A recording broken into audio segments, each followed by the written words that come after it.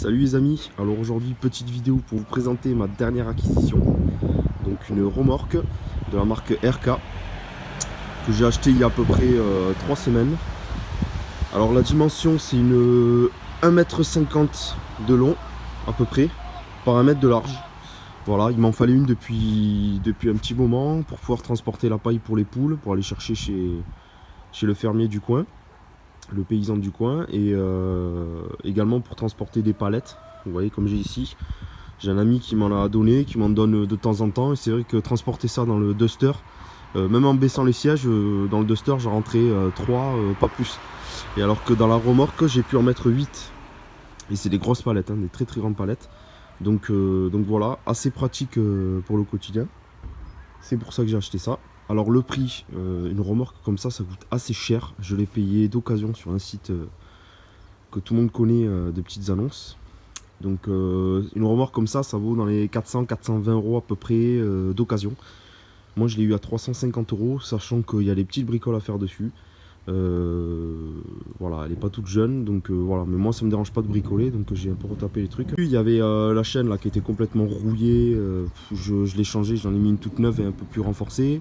Il y a la roue jockey également, c'est la roue que vous avez ici pour pouvoir la déplacer, qui est un peu en mauvais état, donc il faut que je la graisse, il faut que je la refixe bien comme il faut. Également vous avez l'option avec la roue de secours qui est fixée juste ici, la roue de secours qui est complètement dégonflée, il y a de l'eau dedans. Bon, elle est un petit peu rouillée la jambe, donc il faut que je ponce tout, que je la regonfle, etc. Il y avait le passage de roue là, comme ici, qui était de l'autre côté, qui était complètement tordu. Donc je l'ai retapé. Alors vous allez voir, je vais vous montrer, j'ai commencé à la rénover hier. Donc j'ai commencé à repeindre, poncer, parce qu'il y avait de la rouille qui commençait à apparaître. Donc au moins le fait de mettre de la peinture, ça protège de la rouille. Ensuite, il y avait ceci, complètement explosé, donc c'était je sais pas, des petites parties latérales avec le feu de recul arrière qui est complètement cassé, les pattes, tout ça. Donc j'ai commencé en fait à le démonter hier, il y avait toute une partie ici, donc ça je vais le supprimer complètement et je vais rajouter le petit feu, je vais le rajouter vers là. Ensuite donc vous avez la partie derrière comme ça qui s'ouvre, voilà, elle s'ouvre, elle se bascule, donc comme vous pouvez le voir il y a de la rouille ici. Voilà, j'ai poncé hier tout le bac parce qu'il y avait, je sais pas, l'ancien propriétaire a mis du ciment dedans ou je sais pas quoi, donc j'ai tout nettoyé. J'ai commencé à repeindre là-bas. Voilà, bon ça c'est une première couche, hein. J'avais plus de bombe donc j'ai pas pu continuer. Première couche. Et derrière, voilà ce que ça va donner à la fin. Voilà. Donc là, j'ai tout poncé, tout repeint. J'ai supprimé la partie qu'il y avait ici. Voilà, c'était celle-là, hein, pour vous montrer. Voilà, j'ai supprimé la partie, j'ai redressé ça qui était complètement tordu, j'ai repeint la jante en noir, j'ai repeint même les boulons parce qu'ils étaient rouillés, donc je les ai poncés, repeints. Voilà, j'ai commencé à rattacher un petit peu le câble en dessous parce qu'il pendait complètement, donc là j'ai pas encore fini.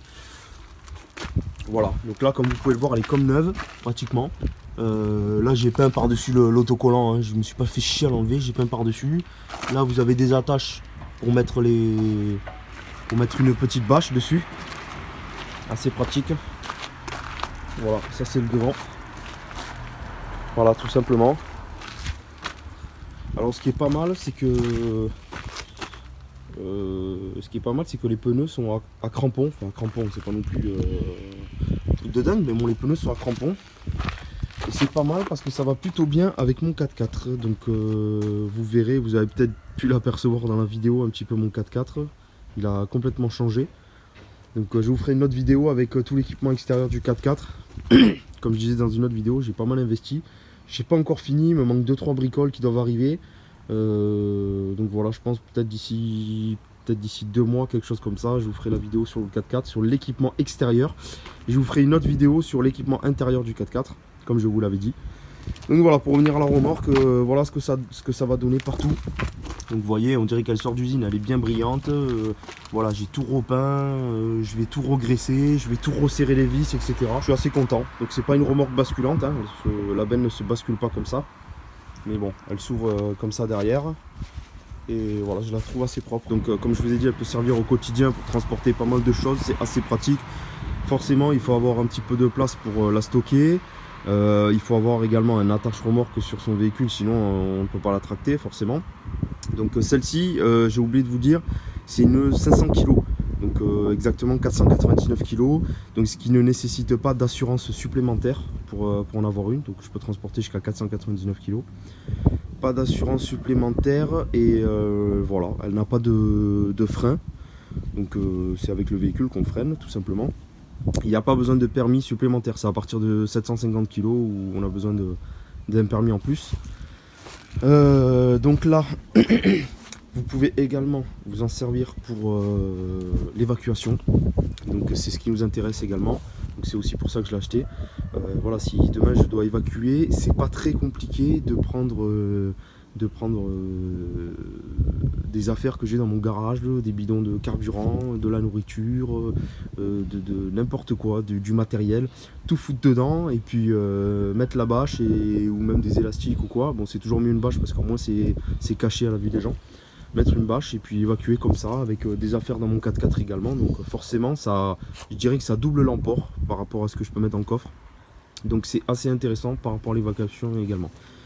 Voilà les amis, donc c'est la fin de cette vidéo. Pour ceux qui ne me suivent pas, n'hésitez pas, vous pouvez vous abonner. Pour ceux qui me suivent, n'oubliez pas de mettre la petite cloche de notification, comme ça à chaque fois qu'il y a une vidéo qui sort, vous la loupez pas. Et donc voilà, mettez un pouce bleu si vous avez aimé la vidéo, n'hésitez pas à commenter, partager. Voilà, allez ciao les amis.